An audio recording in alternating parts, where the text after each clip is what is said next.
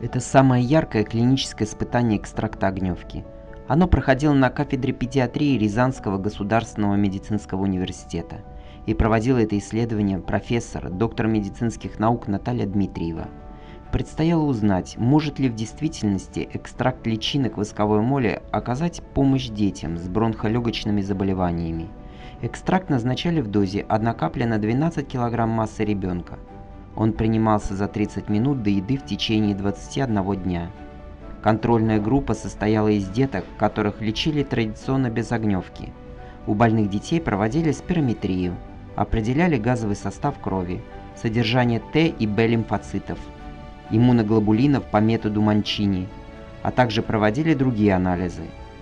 В результате применения огневки у больных детей отмечалось быстрое и заметное улучшение состояния здоровья. Произошло устранение бронхоспазма, исчезли хрипы. Нормализовались показатели общего анализа крови, газового состава и кислотно-щелочного равновесия. В норму пришли спирометрические показатели. Нежелательных побочных эффектов у экстракта не выявилось.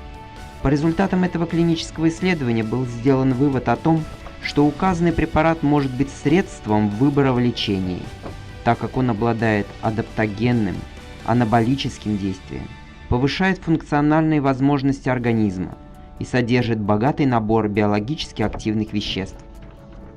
Наталья Дмитриева не простой доктор.